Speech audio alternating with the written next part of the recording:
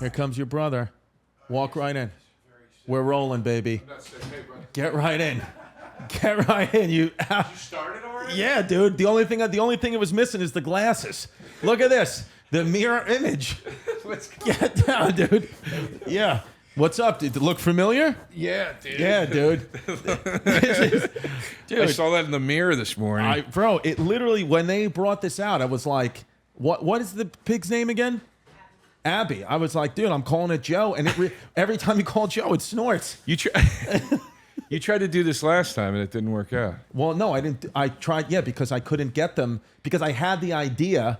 To have a pig on with us the last time. And I thought of it too late. Thank God, Homeless Pimp's audio broke, and we never were able to put the episode out. So now I got a second episode. That episode we did by the way, we did a whole hour episode, Joe and I, that was great. That the audio is horrific on, it's unusable, but I'm going to put it up for free on Patreon because I'm a fucking capitalist pig. Oh, wait, you got it back?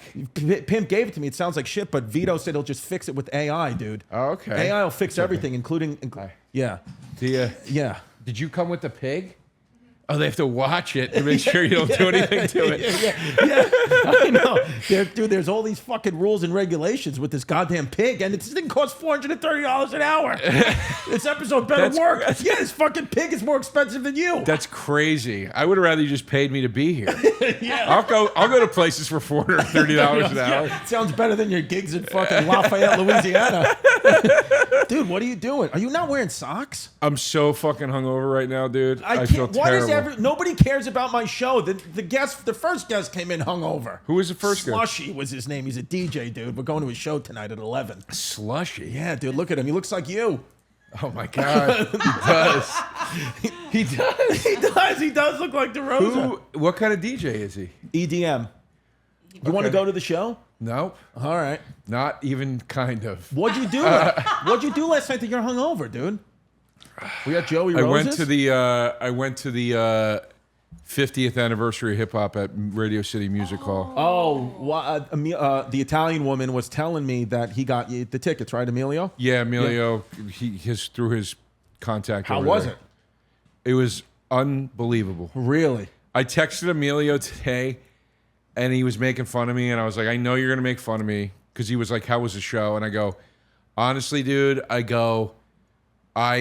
please, send whatever message you can to the person who hooked me up over there. I go, it was so amazing. It was like a culmination of something I've loved my entire life. Like, I feel like I witnessed history. Like, right. It was like honestly a beautiful experience I'll never be able to replicate. And he made fun of me. Yeah, I honestly, it was one of those things where I want to make fun of you so hard that my mind has nothing.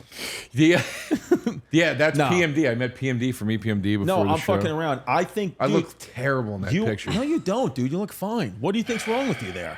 I don't know. I just look like shit. Yeah, but weren't you just at the concert all night? I said I wasn't going to talk about this. I've been taking Ozempic. Oh, you texted me not to bring it up. That's why I brought it up in the cold open with the pig. Yeah. I go, you look good since you stopped taking Ozempic. I didn't want to talk because everybody's going to... I can't... I don't even read the comments, but I just don't feel like getting messages from people with their opinions. I don't care. But you said you don't like it anymore, actually. And we can, if you feel bad, if you want to take it out, we'll take it out later. No, I don't care. My body... I was thinking about it. I'm like, I don't understand why I wouldn't... The only reason I didn't want to talk about it was because I was like, I don't feel like... I can't stand when people try to give me advice on... Anytime you're on anything, and you could talk about, like, I'm not going to eat carbs. It's something so stupid. And people start writing, oh, I see you now worship at the altar of the idiots who think carbs. It's like, shut up. Yeah, but that's about them, not you. No, I know that by now. They're not. You don't worry about what they think. No, I don't. I don't care. I just sometimes I get a glimpse of it and I get annoyed. I get it. But anyway, so but you don't like it. Well, it adjusts your body and the way your body processes food, basically, and it's just like you can't drink on it. Like you can, but it is like, dude, it is processing this alcohol in a very different way than it hurts your stomach. It will if you drink too much. Really? And last night, me and Ari went to that show, and I was really dead set on like having, I know, what an animal. Yeah. I was dead set on having a good time, and I was like, I basically was like, I was telling Q this morning, I was like, I don't think you know who you're dealing with, Ozempic. You think I'm not going to get drunk tonight? I'm getting drunk. Yeah. And I like literally like tried to barrel through it, and I just feel horrible. Dude, from you it always today. do that. You drank. You were taking that other medicine last year that said that literally if you drink on it, it stops alcoholics dead on their tracks, because if you drink on it, you get all the things that happen to you when you're drunk. You lose motor function, but you don't get the fun drunk, and you still drank through that, and you were in a wheelchair every day the next day. No. I only would have like 3 or 4 drinks, which I guess to a lot of people is a lot. To me, I'm like, it's what? like a warm up. Yeah, what are we even doing here? But like last night, me and Hari we had a martini at dinner, and then we had at the show 1, 2, 3, 4. We had 4 or 5 White Claws at the show, and then we went to the stand. You're drinking like a girl in the Hamptons. Because it was the only there was no line for the White Claw stand, so we just went to it. Yeah, I know. At a 50th hip hop anniversary show, nobody's getting White Claws. yeah. It was the White Claw line was wide the open. The Hennessy line was around the block. It was a long line. But we and then we went to the stand, and we were having another one, and I go, do you want to do a shot? And he was like, what are you, nuts? Like, I'm drunk. And I was like, dude, I don't feel anything right now. And you think it's because the way the Ozempic processes it, like blocks it? I think. I don't know. It's weird. But like, even the buzz is just different. Right. Like when I finally did start catching a buzz, because I was literally like, I'm just going to bang 2 shots real quick and try to catch up to something. Right. God, I'm an animal. Dude. I don't know why I do this. But anyway. And why didn't you wear that shirt last night to the rap concert? I had to wear it to your fucking this stupid hipster set you put together. I know. Here. You don't like it? I want to burn it down for an insurance job. I like it. I like it. You don't love it, though. It only bothers me because you put real effort into your stuff, and like Taste Buds, all we did was paint the wall. Yeah. Half yellow. Well, I have to, dude. I got like 8 kids I got to take care of. No, it honestly You have a looks bunch really of good video here. games. Yeah, I know. Dude, the other day you said that you fucking your house is surrounded by video games. You said that you can't fit another video game in your house. Yeah, my apartment's too small. Dude, there's no more shelf space. I'm out of space. What are you doing? You're getting consumed by video games, and you're drinking with Ari Shaffir till 5 a.m. But it's not. I don't want you to think it's like hoarder, like there's piles around me. It's just you only have so much room for shelves and storage, and I'm at capacity. Are you going to move to the Poconos? No. You said you wanted to move to. There was at one point you wanted to move to the Poconos. I said a lot of things during the lockdown. I know. I opened a hoagie store. Yeah, I had a kid. I opened a hoagie store. Dude, do you realize? By the way, Joey Rosa's sandwiches, I've said this a million times, I think some of the best sandwiches in all of New York City, which is saying a lot because there's a lot of fucking sandwiches in New York City. Yeah. Thank you, man. And unfortunately, there's a lot of this guy gets eaten left and right. I know. And that, which sucks. Yeah, and because that's the thing with pigs, is like how smart and cuddling, like you can't eat, if you went and ate bacon today, you're like a cannibal. Could you eat a bacon and egg and cheese in front of him? Her? I don't think so. It's tough. I don't think so. Even the lady who's handling the pig was like, you can't eat bacon, and you can't eat pig products when you're around pigs. Well, yeah, I think that's a little extreme. Would I be able to get over it later? That I couldn't speak to. I haven't really bonded with the pig. Yeah, you're drinking through fucking Ozempic. Yeah. We're going to ham through a pig. Are you depressed right now? Do you feel depressed with the hang? Because I feel like sometimes it hits you hard. No, I'm not depressed. Well, here's the thing too. I don't want to make it sound like I'm going out a lot as I take the Ozempic and drink. I'm not. I haven't really been out in a few weeks since I started taking it. Right. So I really wanted to just have a night. I wanted to blow off some steam, and I was like, you got to be able to, right? Yeah, of course, dude. You got to live life. And I'm just paying for it today. I'm not sad at all. I don't even feel hungover. Like I don't have a headache. I don't have a stomachache. My body hurts. Right. My body is like, dude, what did you do? You know what I mean? Here, you want to hold the pig? But actually, too, I worked out yesterday for the first time, so maybe I'm just sore from that. You might just be sore from working out. What did you do? I can drink on Ozempic. Yes. Do I just pick it up? Yeah. But like as if it was my baby. Yep. Oh God. So you can have one of these as a pet at home? Oh, I feel like I'm hurting it. Is that a squeal to hurt? No, they're just a little random. This is Sam off camera from New York Teacup Piggies. She's lovely. Can you have one of these as a pet, or do they not recommend it? No, they all go Oh, here we go. Aw. Here we go.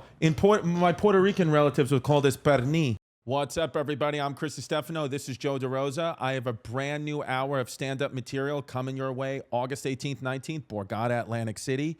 Then we got September 5th and 6th, Irvine, California. September 8th, Portland. September 9th, Seattle. September 22nd, Radio City, New York City. September 23rd, Theater at Madison Square Garden. September 30th, Las Vegas, Nevada at the Cosmopolitan. All the Tiki Wikis at chrisdcomedy.com. October, California, Nebraska, Missouri. We're coming all over. Then November, December, Florida. Check them out. chrisdcomedy.com for Tiki Wikis. And then if you want to see Joe DeRosa's dates, that's at newyorkteacuppiggies.com. What's that mean? It's a pig product. So you're gonna hand them to me? Yeah, you want? Do you mind? No. All right, here we go. All right. You're going home, baby. You're going back to your big brother. Okay. He's okay? That's a rough noise, dude. He's all right. Doesn't sound right, Here we go. Yeah, just pour it. Sorry, Sit right down. Sorry. There we go. Oh, wow. Yeah, just, She okay? she's all right, dude. She's just getting Look, she's calming down. Yeah. Do you? Yeah, just move the mic. Wow, dude, dude, you're like the pig whisperer. That was the worst noise I've ever heard in my life. Is that? That didn't seem like right? Dude, it's. She's saying it's fine. What's Yeah. your name? Sorry, Sam. Sam. Sam's saying it's fine, but I feel like that's just how they. It's kind of like a dog barking. It's like a newborn baby in the hospital. Right. Okay, I got you. It's like Put the blanket. pull the blanket from Pull her. the front of the blanket. Pull the blanket. Yeah, there we go. I feel like this is what it sounds like when me and you were having a conversation. Just squeals. Yeah, I know, right? Well, I want to just get her up on the blanket so she's. Oh, it's okay. Sorry. Dude, see, this is what it is with you, man. You're like a very compassionate, loving guy. You would be like a great dad. I you think don't I want would be. kids? You'd be look. You calm the baby pig down in a second. I don't know if she's. I really hope she pisses on you. That's why I moved the blanket under No, her. I was like afraid she was going to pee on me. I mean, but yeah. But are you not going out again tonight? Yeah, I don't think so. But you'd be a great dad, dude. I've thought about it. I think I actually would be a pretty good dad, but Do you want to do it? not. Look, there's aspects of it that I think would be nice, but I know that I would not want that full-time commitment. So what about just having a kid and not being with like the woman? But I would love that. yeah, You that's what kidding me? everybody. I think the women want that too. Actually, I think we talked about this last time. I was like, these dads, when they'll be like, it kills me, dude. I only get my kids Monday, Tuesday, Wednesday. I'm like, that's the jackpot, dude. What are you talking about? Yeah. Like, that's a dream come amazing. true. Yeah. You don't have to do any of the fucking shit with them on the weekends. You Yeah. can be a fucking animal on the weekends. Yeah. And then you hang out with them on like the school nights. Yeah. And you get the easy kid stuff. You Yeah. watch movies and like, do whatever it is you want, whenever you want, always, and then you get the benefit of being a dad. yeah, I mean, I don't know. That sounds magical to me. Look man. at how calm you made this pig. I mean, Yeah, but she was calm when she was with you. As soon as I picked her up, she started snarling and snorting like I was putting her in my sandwich. But if I did that right now, she would do that again. yeah, but she calmed down immediately with you, dude. Well, I mean, God, I don't know. dude. What is it about? Even female pigs fall in love with you, dude. You've talked to any what? I always said that that little kids and dogs will take a shine to me. You should be arrested for that statement. I know. It sounds, but like dogs, like I get that a lot with people's dogs, where they'll Right. be like, "Oh, he doesn't like anybody. He likes you." No, I dude, get that a lot. The thing with you is what I've gotten to know about you from being close friends with you now for these years is you're a very responsible person. A lot of comics, especially like responsibility for people in our comedy world, usually only get it when like life hits them. You know, you got a kids, you've Right. got a wife or a husband, whatever. But you don't have those things, but you're still like you're more responsible than most. I mean, I'm drinking through Ozempic. I don't know how responsible I am. I'm but- not saying you're batting 100%. None of us are. I hear what you're saying. None of us Like are. it's like it's. I know what you mean. Like my therapist will often say that. Like, you need to be.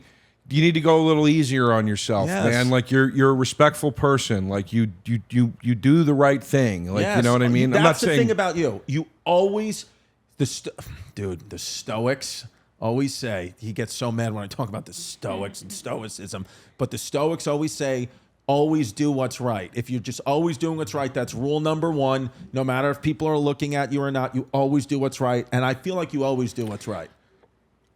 Dude, you do. I mean, thank you. That's a huge compliment. You do always do what's look, right. I'm human. Even though it's annoying sometimes. Well, I'm like, I want to fucking embezzle and swindle some money from Sal, and you won't let us. Yeah, but you know what? You don't do anything wrong, though. Like, what do you do that's like, I think I could say the same thing about you. I try to do what's right. But I at times, there have been times in my life since I've been an adult where I'm like, oh, like I'm talking about like not trying to get away with things, but like you'll do, like even like with responding to people, like you'll always respond even if you don't want to. Like, see? Does she want me? Does she want food? Yeah. Oh, all right. See, the pig likes me. That's it. Hi, sweetheart. Nibbling on your nipples. That's a good color on you, dude. Purple's a good color on you. Oh, thanks, dude. You're full of compliments today. Why are you so complimentary today? Because I feel like you need it. No, but no, I know what you mean. Like it's like look, I find comedians. This is not me patting myself on the back. This is me making a sweeping generalization about comedians. I find comedians to be, for the most part, despicable. Right. Like I don't like them. I think that they're selfish. I think that they're vain. I think that they're fucking babies. Right. The whole act of what we do is let me be the only one on stage and everyone look at me isn't in fact narcissistic. Yeah. So, and I get that part of it, and I'm guilty of that, and I'm guilty of we're all guilty of these qualities, but I think in general, and like, look, I've met a lot of musicians that would say the same thing about musicians in different capacities or whatever, but like I just find, I shouldn't say comedians are. It's a lot of people in the arts in general. I find them to be really grossly self-indulgent, and I'm self-indulgent too, but it's one of the reasons I remain sort of this perpetual bachelor, is because I'm like, until I know that I'm ready to not be, I'm not going to drag somebody else into it unless I know I can give of myself properly to that person, right? Yeah, but I think sometimes what happens with that attitude towards it, because I get it, it's like when people say they don't want kids, are waiting for the right time. I think sometimes like it just has to happen, and then if not, then you'll just go another 30 years, but that's what it depends what you want, right? Yeah, and I think too that a lot of the time, I'm not saying I don't have anybody in my life that I love and that I'm not selfless with. Obviously I do, but like, I think when it's the right person in the right scenario, even if it's just a friend, I think you'll want to give to that person. Right. And it won't feel like a chore. I think a lot of times the reason it feels like a chore to people in relationships is because they don't want to be in that relationship. Sure. It's like what podcasting feels like sometimes. Yeah. And you got to remind yourself like how good podcasting is to you. Yeah. I was complaining about my podcast schedule to Vito on the walk to get coffee, and he was like, I was like, oh, it's this, but then we always got to do Hey Babe and Taste Buds. He's like, how often do you guys have to do it? Like a few times a week? I was like, twice a month. And he was like, oh. Well, I think too, like I'm complaining about a job I have to do twice a month. But also too, like I like when we complain about it, it's not complaining about I don't want to do this, and it's not complaining about like not appreciating it. We do appreciate it immensely. To me, the complaining is about the pressure of I have to make it good. Yeah, that's true. And there's like a worry about that and a stress that comes from it, and then you start going. It's like having. Look, I would never equate podcasting to working in a factory or something, but it's like if you have a challenging job, even if you love your job and respect it, sometimes you don't want to do it because of the challenge. You know what I mean? Right. And it is challenging in its own way to keep a podcast interesting. Right? Right. I'm in my head right now. I'm like, I'm not Me being too. interesting enough. I'm not like being funny. but that- Like, Me too. That's, You know? that's what it is. It's like even like sometimes with this episode, I'm like, all right, we did the pig bit. Let's just fucking go. Let's go have a drink now. What else are we going to talk about? yeah, right? I mean, I know. It's are you staying in the city until DJ Squish Mishmash? What's his name? It's slushy. No, dude. How about this? Tell me if you think this is stupid. What I'm doing. So, after you have Mike Cannon on, we're going to do edibles and just have fun. And that. But Wait, what's going on? I'm going to do edibles with When? Mike Cannon after you. He's the third guest. I'm doing 3 Oh, today. okay. But okay. but then what I'm doing tonight, and tell me if this is just dumb, as a comic who I swear to God look up to, who's got more years in the game, who I trust your opinion. Thanks, man. So with this strike and everything, right? I was like, I started thinking about, even I'm SAG, but we don't make our living so much from the Screen Actors Guild. Right. We're comics. But in some ways, with like putting our specials out on different platforms, they gave us money up front, these networks, whenever many years ago, and then they've continued to profit off it all these years later through Spotify and whatever. Right. So I was like, why don't I just take my old bits, go to New York Comedy Club, re-record them for audio only, same material, but because they own that performance. I'm like, but now let me monetize these bits in a way I never have. Is that just the dumbest thing ever? I think it's a great idea. I think maybe I'm going to do that too. Fine. No, because Colin Quinn told me it's so I have 2 stupid. hours of material at least that I could re-record. No, because Colin was screaming at me about it. Who do you think you are? Like, he was like, what the fuck? Oh, like you're retiring material like Seinfeld did? You've barely started comedy. I'm like, no, I know. But he was screaming at you about what? Because I told That you shouldn't re-record them? He was like, don't do that yet. It's going to be a bad look for you. I was like, well, maybe he's right. I don't know. I mean, but that's what I'm saying. He got in my head about it. Look, I think, to put it into a very crass analogy, I think the contracts and deals we signed to do those specials and those albums, whatever, and I did. I still get residuals. I get I get From Sirius. Yeah, because they play. I made a lot of money last quarter on the Sirius spins, mainly from Comedy Central, because they run my 2 half hours, and then my hour, the album is with them too. But you don't get paid from them. You get paid from them? Yeah, I get. Well, my Sound Exchange pays No, me. but I don't think. I No, think you're I get getting paid from the other stuff. No, I get a residual check. No, Comedy Central does residual money spins because they send me a separate check. I Really? believe. I think. I don't think you do because Well, I think at least my contract's comedy. I don't get $1. Let me take it back to the original analogy though. Let's say that's the truth. Maybe Okay. I'm wrong. I don't know, but man, I don't mean to be crass, but it's kind of like when you hear these stories of like, oh, these people had sex and this person signed an NDA. And accepted $100,000 payoff to never discuss it ever again, and then years later they're like, "Well, I'm mad about that," and it's like, "Well, but you made a deal, Right. You made a deal. This guy was a judge. He said nobody can know about this. Yeah, it was cheating on his You wife. know, yeah. You were his secretary. What? Nobody's saying that it was a moral situation. But the point is you entered into a consensual contract and you accepted an amount of money to say this is the agreement. Right. It's like, and I'm not saying all of those are fine. I'm just Right.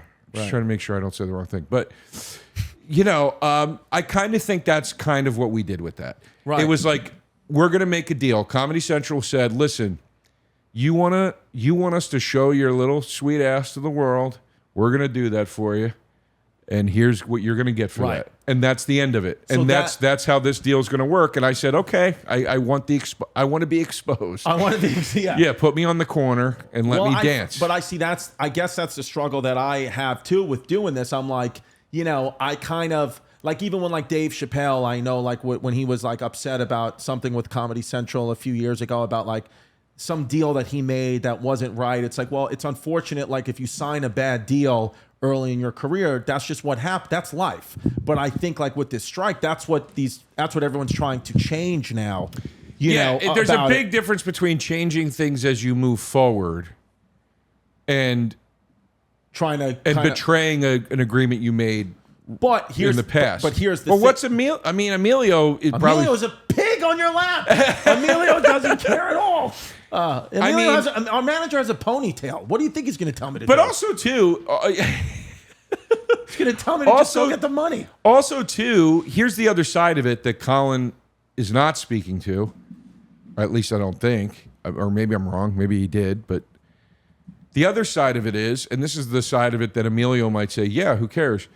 There is a term limit on that contract. Right. And it does say, after a certain amount of time, we just own this capturing of this. You can redo it.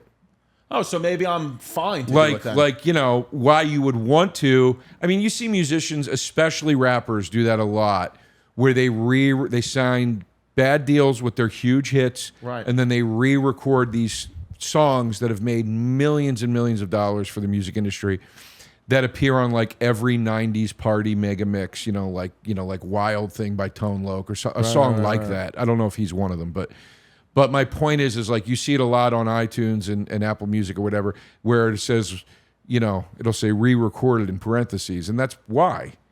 That's why you do it. They're making the money now for themselves. Yeah. So, but I will say this: I understand why they're doing it.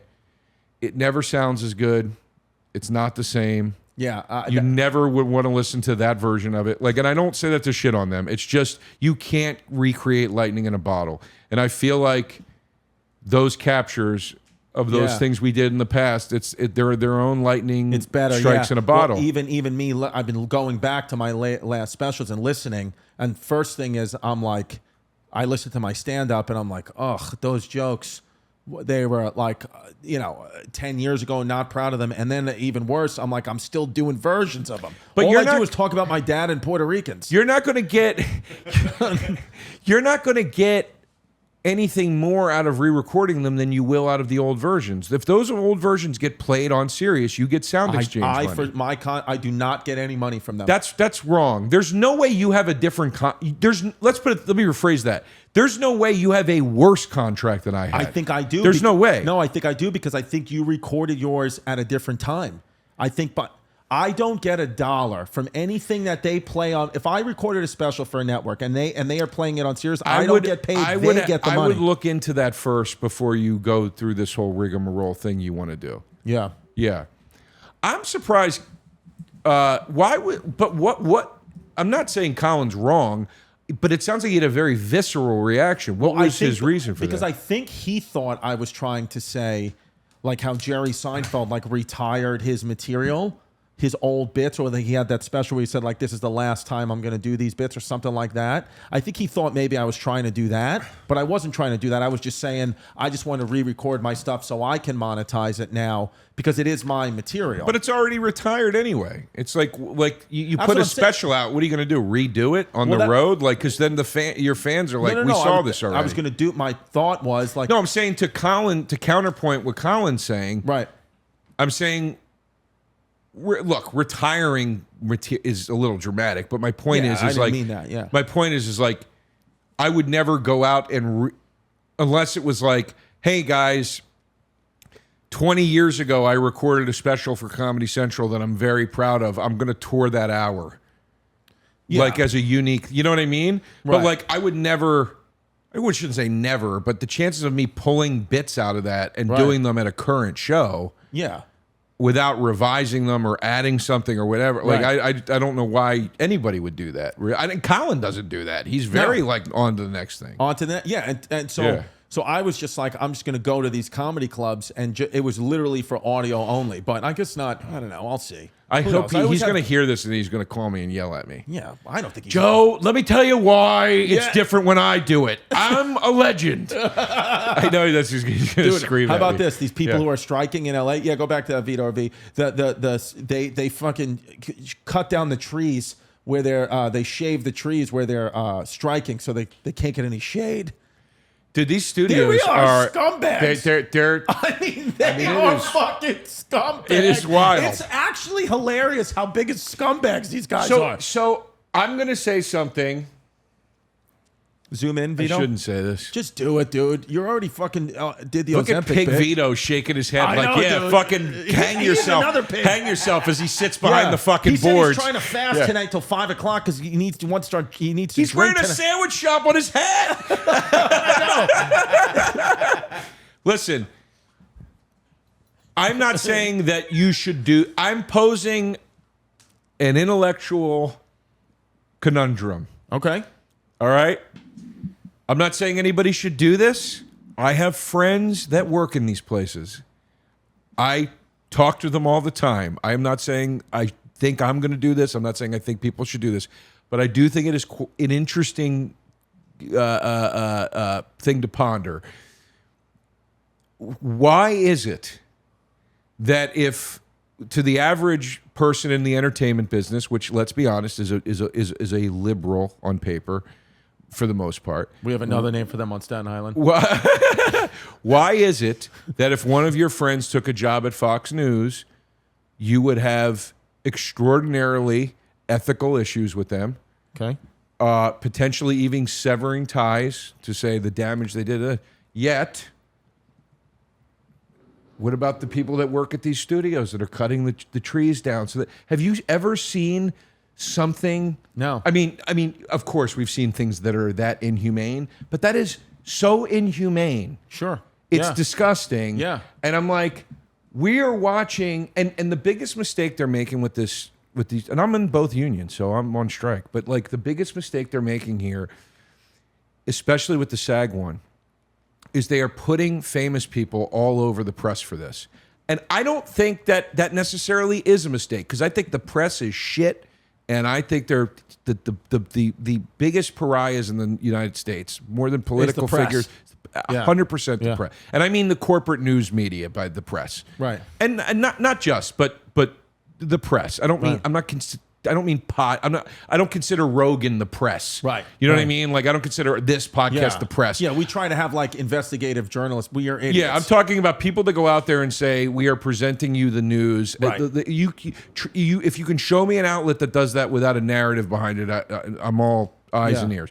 Anyway, but the fact that they are putting famous people in front of this and as the face of this, I go, nobody gives a fuck. And then the fact that everybody involved in this is saying to the viewers across the country, keep watching. Don't stop supporting the artist by not watching. What you need is to not watch, because the only thing these fucking studios will listen to is a money stoppage. Right. And if people start, the common people, the plumbers and the bakers and whoever, stop subscribing and the money slows up, that's when these fucking studios are going to start to play Yeah. ball. Yeah. But in the meantime, you talk to an average person. Did I talk to my friend about this? He goes, good, let them all fucking cannibal. And I go, buddy, you know you're talking about me, right? And he goes, well, I didn't mean you. And I go, that's the problem. Yeah. You think that Right. this is about Johnny Depp right now. Yeah, it's not. It's not. No, it's about the middle class of the middle class of actors and actresses and writers. There's a guy, a friend of mine, Mark Gessner. I think his Instagram's Mark Gessner Picks.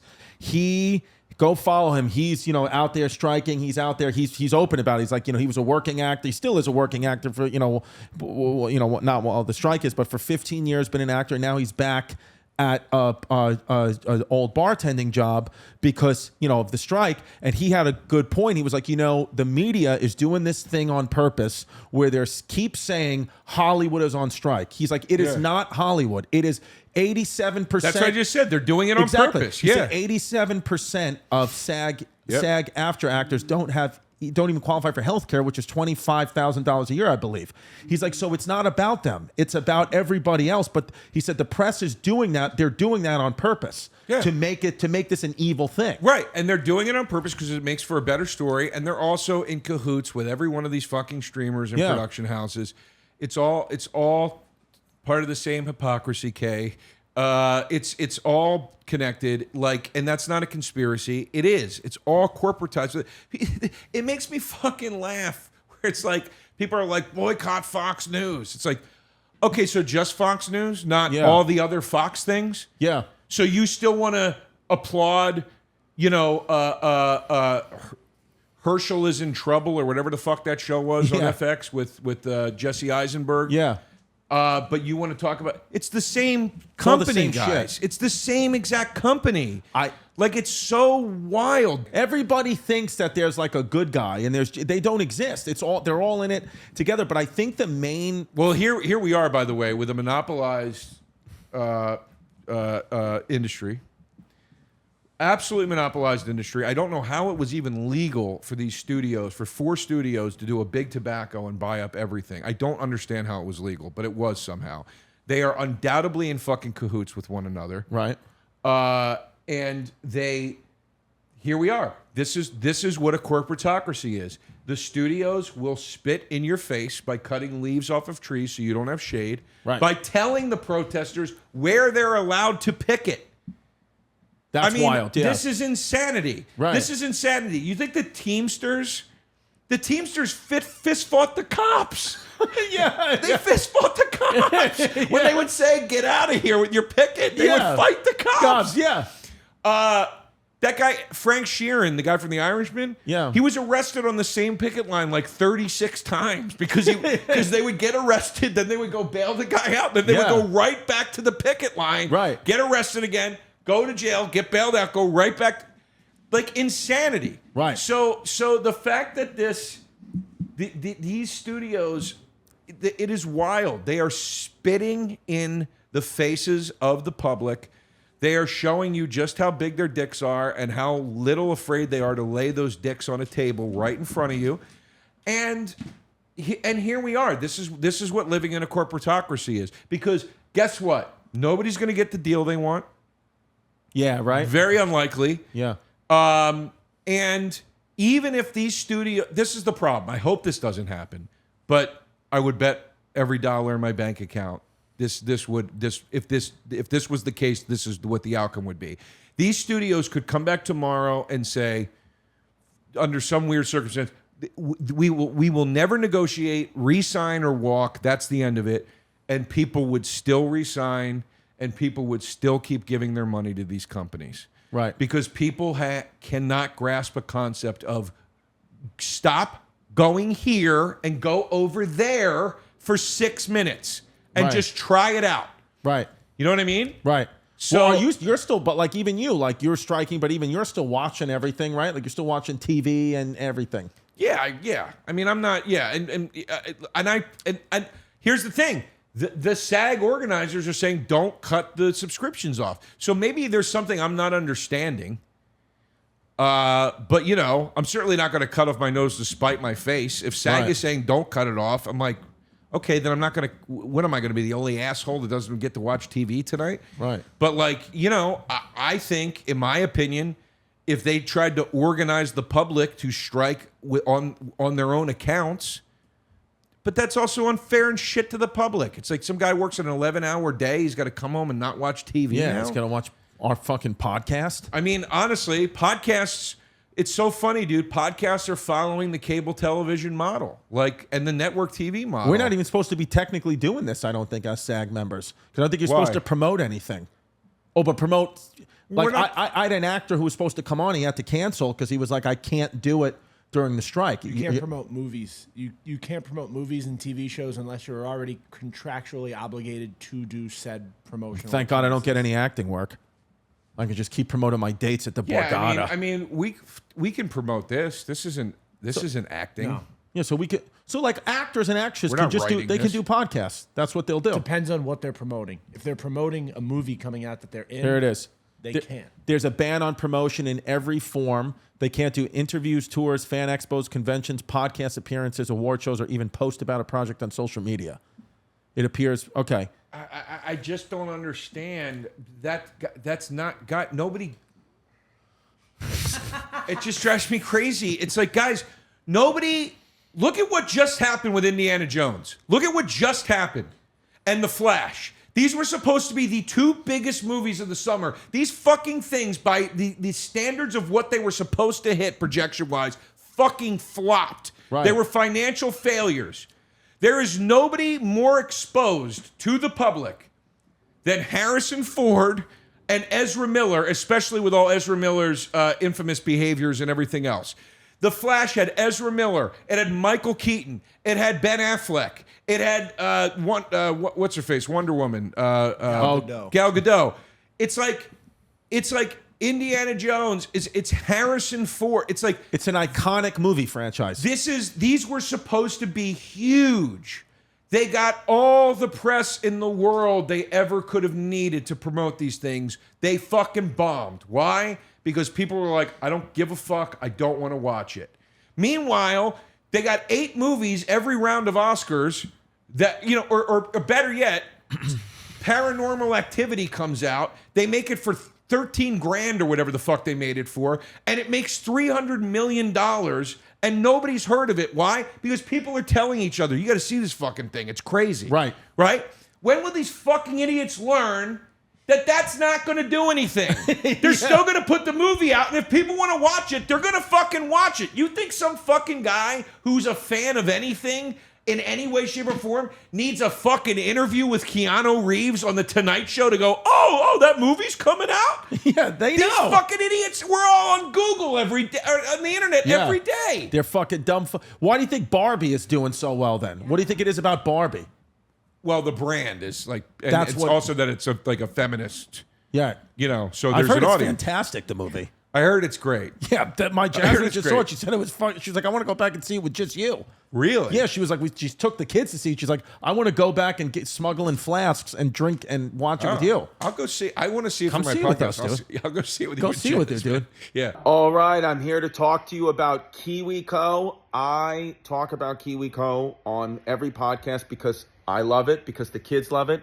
They do activity after activity on KiwiCo. Hey, there she is. So they're not doing the KiwiCo activity right now. We're watching Cobra Kai, but once Cobra Kai is over, we're going to do KiwiCo. When these crates come to the door, my kids go nuts. Listen, if you want your kids to get away from the devices, get off the tablets, get away from the TVs, and do something creative and fun and interactive that's not only going to be cool for them and fun for them, but also help them learn stuff, then KiwiCo is right for you. Listen, they got all different types of projects, art projects, science projects. My kids built a little pinball machine. They built headphones. What else have you built, Delilah, with KiwiCo? The volcano. Remember the volcano that erupted that we built together? That. We built, What else? so, from my, a robot. Oh, well, they built a robot. Right. You built a bunch of stuff. From my school. Uh-huh. We get KiwiCos. You get KiwiCos at your school? Yeah. Oh, great. But we have to bring them home and do them. I know. You bring them home and do them. We love it. For Christmas Uh-huh. for the Christmas one, Yeah. I got this little playhouse they had to build that had little people that you decorated with, You got a little playhouse with little people that you decorated? Oh, that Christmas one. I remember that. Well, listen, that's amazing, honey. Hold on. Let me just tell the people where they can go to get this. All you have to do is go to KIWICO.com. And if they put in the promo code CHAOS, they're going to get 50% off their first month plus free shipping on any crate line with the code CHAOS at KiwiCo.com. So that's what they're going to do. Do you think your school used the promo code CHAOS? Yeah. Can you tell your school when they order them to use the promo code CHAOS? yeah. Thank you. When I get back to school. Yeah, it'd be great for us because we make some more money. Okay, this podcast sponsored by BetterHelp. Listen, if you're going through some mental health issues, even if you're not, if you just, want to talk to someone, get feelings off your chest, BetterHelp is the place for you because, getting up and getting out and going to a brick and mortar therapist, it's rough. It's you got to get there, you got to get dressed, you got to sit in traffic, you got to get on the train, however you get in there. BetterHelp is done entirely online from the comfort of your own home, office, wherever you'd like. And you just fill out this brief questionnaire and they match you up with a licensed therapist who's right for you. And it's really amazing. BetterHelp has helped people all around the world because it's done online and it's awesome. And whether you're dealing with decisions around career, relationships, or anything else, therapy helps you stay connected with what you really want and how to navigate life.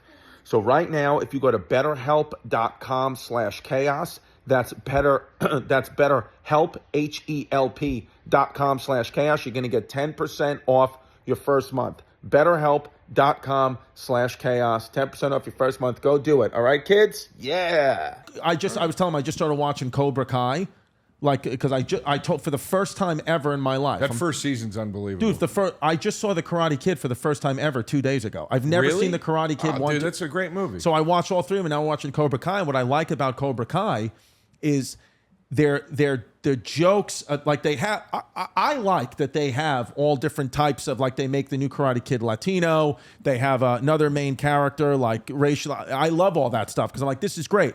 But the thing that I would always hate is when they would try to fucking like just harpoon in like these societal issues. And I feel like Cobra Kai does a good job of like, when he's making fun of the kids, he's like, what do you have, a fucking peanut allergy? Like, this isn't the real world. Like, yeah, no, there's I love it. When he's like, yeah, because you're a pussy. That's why.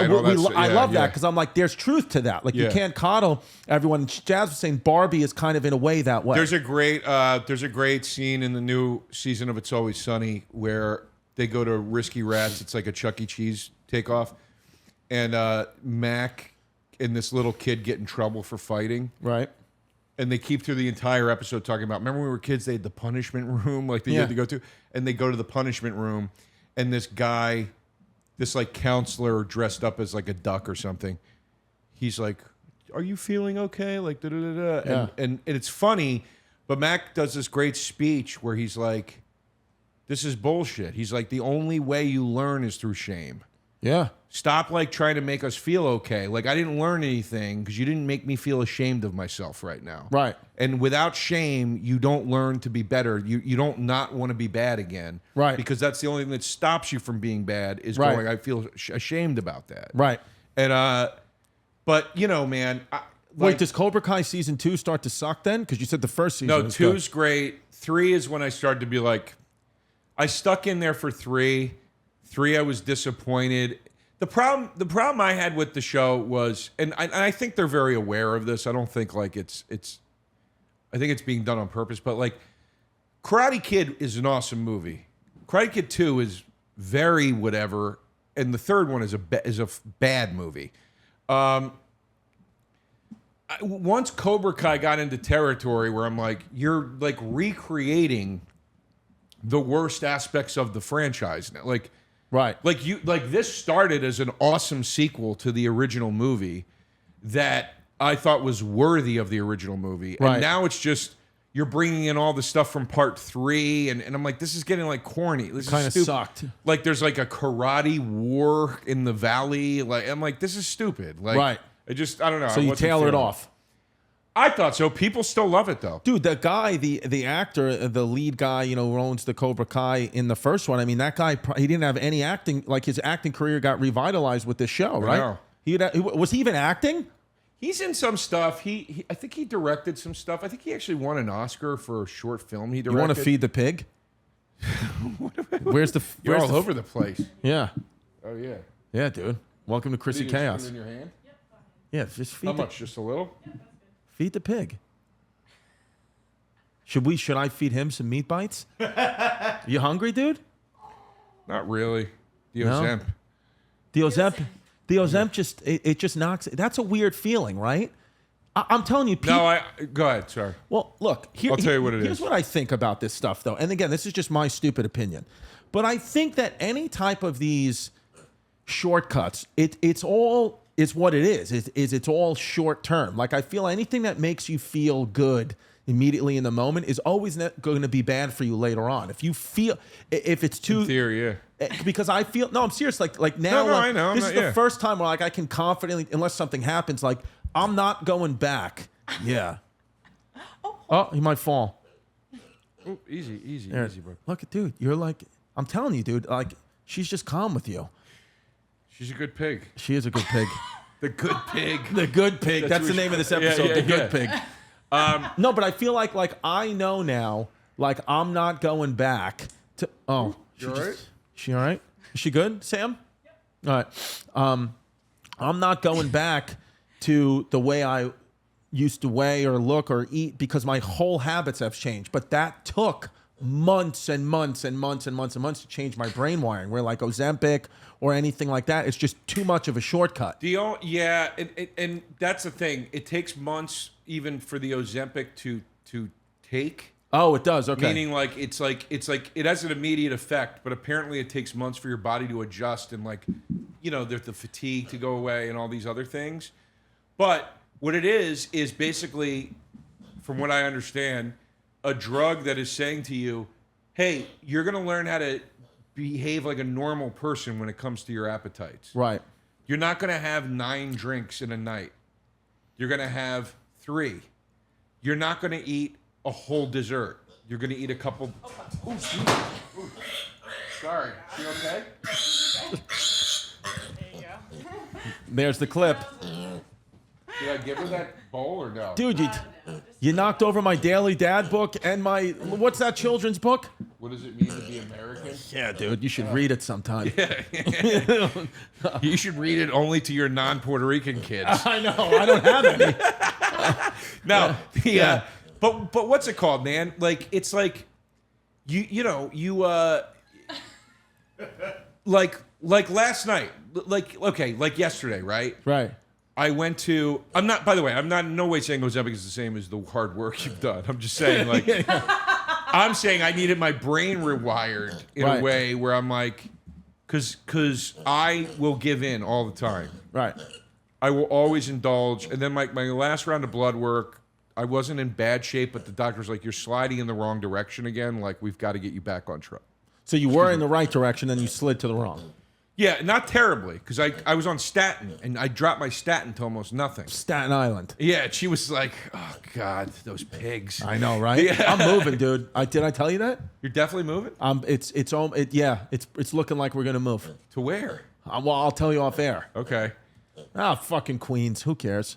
I'm thinking about moving to Queens. What? I'm thinking about moving to Astoria. Oh, my God. Why Yeah, do you I'm want... dead serious. I got a thing for an apartment today because I want a bigger apartment. I found like a 3-bedroom out there with a yard. It was like $2,500 a month. I was like, this is crazy. Yeah, so you don't care if you're in Manhattan or not. No, I care tremendously, but I'm just like, I can't do this anymore, man. Right. I can't live like... I'm thinking about moving, and I'm like, I can't justify moving into a 2-bedroom apartment in Manhattan and paying $5,000 a month. Probably more, dude. At least. Yeah. And then they're going to up it in a year. And they have the ability to go, fuck you, it's $6,000 now. And you go, but that's not fair. And they go, sorry, demand, tough shit. Then leave. Yeah. And I'm just like, I'm going to go to one of the outer boroughs. I was thinking about Brooklyn, but Queens, I'm like, I don't know. The problem with Queens is it is so off the beaten Took a path. shit. Oh, wow. Wow. That's an Ozempic shit. I heard you shit in like little nuggets, right? It is weird. It does do weird stuff to your shit. Yeah. But you want to get in? You need to. Yeah, go ahead. This is Sam, everybody from New York Teacup Piggies. She's Thanks, wonderful. Yeah, there it is. That's God, just you know a- when she, like just a Sam little- usually goes to gigs for this pig. It's probably like for kids parties and Yeah. stuff. She can't do this today. Listen to all this filth coming out. Yeah, of her she's mouth. like, I'm listening to these fucking depressed alcoholics just bitch about their strike line. She's like, I gotta fucking bring pigs to a party for these animals. Exactly. So like, the real animals are the humans. Here's the thing that I like about what you did that I don't like about Ozempic, or so far at least. The good thing about Ozempic is it, like I said, like I needed something to rewire my brain to be like, no, this is how normal people function. Right. So like yesterday, me and Ari, I knew all day we were going to the show. Right. I can't eat a lot, so I was like, you know what? I'm not that hungry. I'm not going to eat all day until dinner. No. Yeah. Okay. I had 3 shrimp. I had a bowl of French onion soup, no bread, and then I got these twin lobster tails for dinner. Pretty good. That like I ate a little bit of spinach with. No potatoes, nothing. Not because I was like starving myself. I was just like, I was like heavy carbs going to make me feel tired. I don't want it. Yeah. And then the waiter knew us from comedy. He didn't say anything the whole meal. And then at the end of the meal, he goes, guys, he goes, this is on the house. Thanks for all the laughs. And he brought out this, you pig, you thought you meant the whole bill, didn't you? Did you hear that noise you just made? You went, oh. I thought it was the pig. He got so excited. He was like, oh, the whole meal was free. He goes, "This is on us, dude. This thing." I was like, "Get that the fuck away from me!" What right was now. it? Dude, it was a butter cake. Dude, it was a whole, not just, he brought us a whole cake. Dude, it was a whole, like, that they made in a bundt pan. It was a butter cake, and it had a mound of vanilla ice cream on top, and there was a bowl of homemade whipped cream on the side. Dude, and I was like, What did you do? God damn it, man. I panicked because I was like, I have to have a bite of it. Like, I go, but I'm going to want to eat, and this is where it's all going to go off the rails. Dude, I swear to God, I had 2 bites, and I was like, that's one of the most amazing things I've ever tasted. I'm good. I was Really? just like, I'm good. I don't want any more. I'm good. And I was not depriving myself. I was like, I'm good. And I was like, dude, there was so much untouched, beautiful butter cake left. The couple next to us, I turned to them, and I go, hey, man, this is going to sound really weird.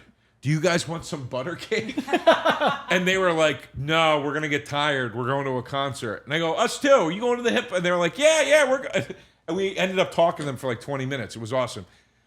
But I wanted to give it away because I was like, I don't want this. This is so fucking good. So that's the good thing about Ozempic is like, I was like, oh, this is like what normal people do. Right. Like they just go, oh, I had a couple bites. Like I'm okay. Yeah. Like I don't have to have a whole slice and then contemplate having another slice after I ate a 2,000 calorie dinner at a steakhouse. Yeah. Like, you know, and all this stuff. And I added up all the calories and I was like, holy shit, man, that whole meal that what I just had, I was like, I had like, not counting the cake, I was like, even with the martini, I was like, I had like 1,200 calories. Yeah, yeah. And I didn't eat again the rest of the night. I wasn't hungry. But then you drank. Now I drank, which was bad. And I drank to excess.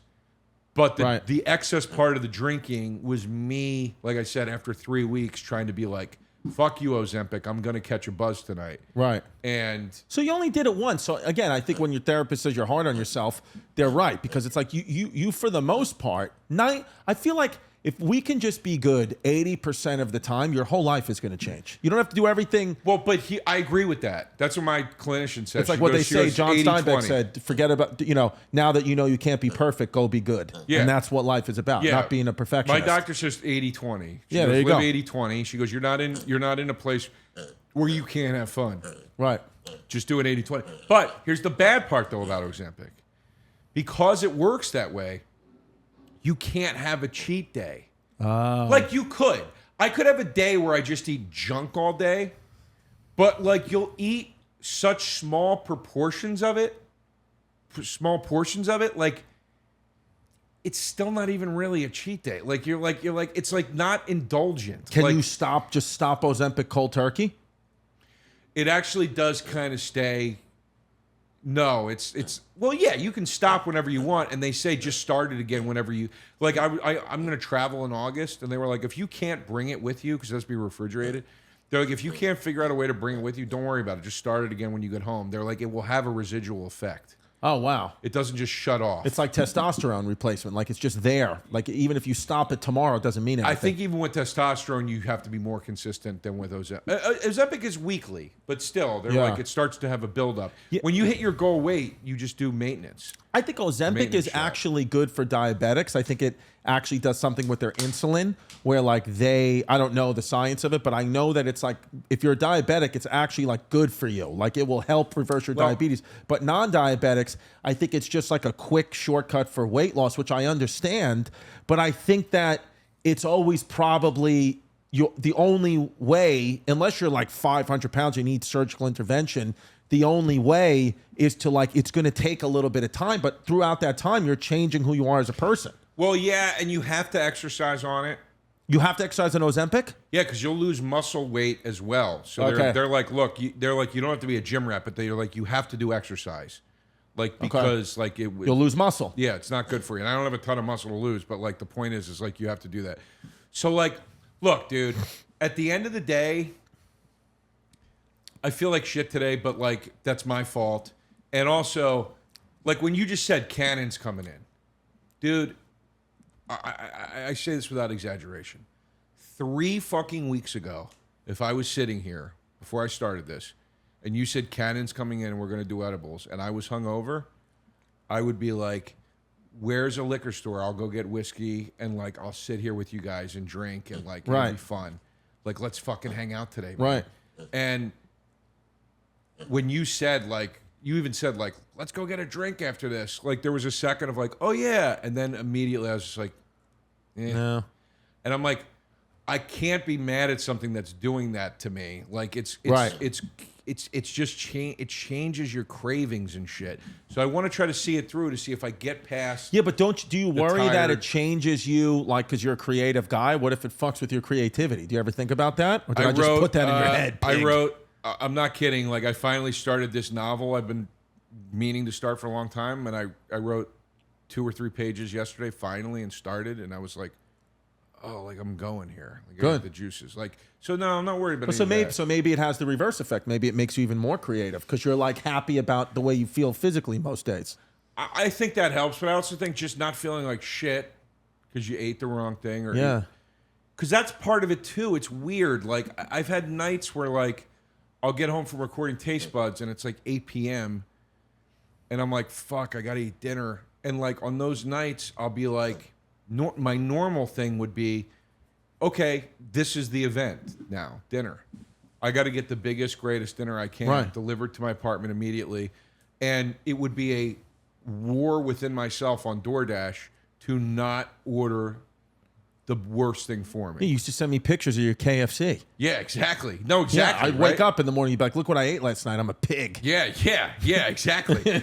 So the fact that like when I come home now and I'm like, fuck it, dude. I could eat a tuna sandwich and some salad. I don't care. Right. Like, Just and I'm gets it. fine. That's like huge, dude. And I'm Yeah. like, that's what I'm getting at ultimately. When I say, oh, this is like normal people, I'm like, yeah, normal people don't look at food as an event or a drug. Right. They look at it as fuel, and they want it to taste good. Right. And they can enjoy delicious things without overindulging in them and all this stuff. And I was like, I've never been able to do that in my entire life. But I think it's because, too, like, we put a lot of pressure on ourselves where, like, if you just, whatever you really like sweets say, if you just delay it and you just do it once a week even, that's so much better than just having no rules. Well, they said that that's what the goal with Ozempic is you hit a goal weight and then you go into maintenance mode with, like, I think you do a shot a month or eventually you wean off, right? And you just don't do it anymore. But they said, like, the whole concept behind the weight loss with it is it reforms your habits to such a degree that when you're not on it anymore, you still have those habits. And then that's it. It's hard. It's way harder than we think it is to gain weight. I've been down to 180 pounds in my life. Right. Getting back to where I'm at now is, when I started this, I was 207. That took work. Yeah. You know what I mean? To gain it took work. Yeah, because dude. we're active. You're always walking around. You know, it was like eating over 2,000 calories in a day. Every whether that day. meant 3,000, and doing absolutely nothing. Right. And then you ever do the math? I've done the math where you're like, oh, I'd have to eat 3,500 calories today to gain 1 pound by tomorrow. Fuck it. And you'll just do it. I can eat McDonald's. Fuck it. Yeah. You know, and then then you do it. You do that once a week, and then you do it twice a week, and then Yeah. you know, and then so next slow thing you build know, both yeah. ways, good habits and bad habits. Yeah. So Yeah, I notice now that when I first started only trying to eat sweets once a week, because it's like insane for me. Like it would be like, it's like I would love them, like just eat muffins and cakes and whatever. I was like, I read this book, Atomic Habits, and they were talking about habit switching, where like one bad habit, like make it unattractive for you, or make it like have some type of positive habit reinforcement associated with the bad thing. So what I would do is I would be out to eat, say whatever, and the hardest thing for me is not to get dessert. Like it was so fucking hard because I would just want desserts. So what I would do is I would order the dessert to go, and then me and Jazz or whatever, or just if I was with whomever, I wouldn't like make an announcement of it. I would just do this. I would give it like a gratitude thing. I would give it to a homeless person. Right. And then so I started associating ordering sweets with giving it away. That's and then it just smart. became so easy for me. I probably killed fucking multiple homeless people with their diabetes, but That's smart. I I've did done that before with like yeah, you just like habit I'll get switch. fast food and I'll be walking with it and I'll feel so bad and Yeah. then all of a sudden I'll see a guy needs food and I just give it Just to him. give it to them, and then you start to Yeah. associate those habits. One time though, a homeless guy was outside of Popeyes and he was like, "Can you please help me out and buy me a meal?" And I was like, "Yeah, I'll go in and get you something." Yeah. And I went in and got him something and I had to fight not getting myself something too. Yeah. I was like, God, this asshole's getting Popeyes. Yeah, did you get something for yourself though? No, I fought it. I bought it and I just walked out. That's good. Just gave it to him. All right, here Yeah. we go. Let me do a voicemail here. As always, you call in the show, get involved in the show. We typically pick Patreon members who sign up at patreon.com/ChristyComedy. We go to your voicemails first, 347-343-3321. 347-343-3321 to get involved in the show. Let's play this voicemail, and then we're going to give him some advice, Joey D. What's up, Chrissy D? This is Adam. Big fan of your show, bud. Love the stuff you're doing. And I would like some advice on, dating. And the biggest trouble I'm having and something that's tough for me to deal with is being short. I'm 5'3", and I believe I'm actually pretty fit. I have a good job. I have trouble putting myself out there because I feel like, why would anyone want to date someone short? And, I actually took time to work on my body for a while. I lost about 120 pounds. I'm in pretty good shape now, and I try to work on myself with mental stuff and saving my money and doing the right thing, but I still feel like I'm going to end up alone, and I would really hope that I don't end up alone.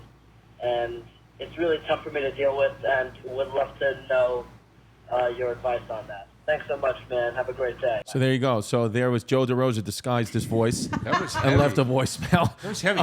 People are coming to you for advice. I know. I don't know. I didn't ask him to. I'm wearing a Wally's Wiener shirt. So what is he saying? He's just like he lost. He still doesn't feel good about himself after he did all this work to his body. Why would someone want to date someone short? I mean, there's plenty of people who want to date short people.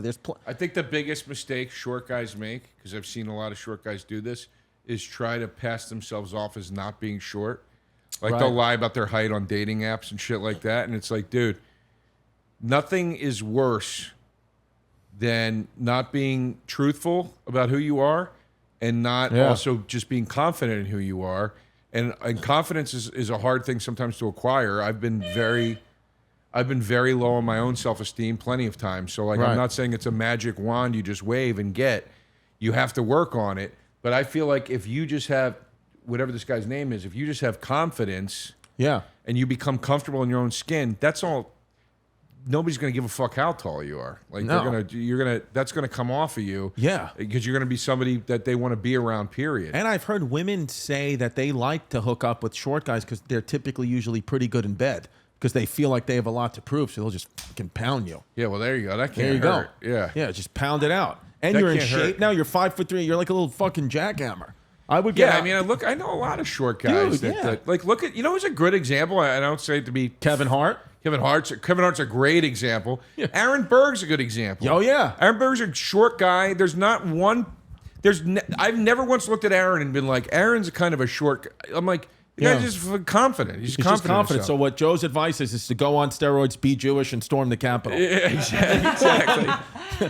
No, that's it is interesting because I think being short, it's also cultural. Like if you're in this culture, they. Whatever, people might say, oh, short guys, whatever. But it's like other cultures, like you think in Guatemala, they give a fuck if you're short or not? There were some of the shortest people in the world. Also, too, buddy, there's tons of women that are 5'3" and 5'2" and 5'1". 4'11". Most women are 4'10". I'm tall, and it's hard for me. Sometimes I'm like, I'm too fucking tall. Like I'm too tall for a lot of the women I meet. You're not even that tall. Yeah, I guess even 6 feet. I don't know. Like if I try to go out with a girl who's like 5'3", it's a little. There's a little bit of a I guess that's true. I guess that. I'm not saying I wouldn't do it. I'm just average saying woman like is 5'4", dude. The It average makes woman. me feel like I'm saying like I get self-conscious about being taller. My point is we could always be self-conscious about our Yeah, height. you can be self-conscious about whatever you want. You can always move the goalposts back. But I just think, dude, you're 5'3", you look good, you're probably pretty jacked now. There's plenty of women. Yeah, if you're wearing that attitude out there, then that's what the women are seeing, not your height. Just get out there and, start, just go up on a girl. Yeah, there you go. No, Mike Cannon just walked in. I mean, just an animal. Which one do you think Joe DeRosa is? The one in the seat or the one in the pen? This is an Emilio umbrella in here, Dude, today. I know. Yeah, Emilio's fucking. He's starting to take a piece of the podcast now. All right, ready? Am I plugging? Yeah, go Is that ahead. why that's Plug away. I major tour happening in the fall, starting in the fall. I never promised you a Rose Garden, New Hour, and I'm doing these new venues, man. I'm not doing any comedy clubs on this run. It's performing arts centers and small theaters and music venues. So please come out. But September 16th, Avenel, New Jersey. September 21st to the 23rd, Toronto, Just for Laughs Festival. Philadelphia, PA on November 11th at the TLA. November 17th, Pittsburgh. November 18th, Buffalo. November 30th, Denver. December 1st, Phoenix. December 3rd, Salt Lake City. And more dates are coming for late winter and then into the new year. And then also my band's album, Salsa Windfall, it's out now. Yeah, we right? didn't get a chance to talk about your music. That's Salsa all right. Windfall, go check it out. We talked about it Yeah. on Hey Babe. I love that. This On is all the digital platforms. This is the same tour. Dude, every city you're in, Emilio's got me there the next week. Fucking scum. I'll be there at Skankfest where we belong. I have 2 albums out. My Salsa Windfall, the music thing is out now. Please go check it out. I'm very proud of it on all digital platforms, and it's for sale too if you want to buy All it right. digitally. But then also my latest comedy, it's a studio recording of me doing readings of my op-ed columns, but it's called The Penthouse Papers. That's out too. Go check that out. Go check that out. Yeah. And if you're short, if you're looking for some short kings, we got them, Short baby. Kings, baby. We got short kings. If you ladies are into short kings, they're here at the Chrissy Chaos podcast. Thank you, Joey Babes. Thanks, Pig. buddy.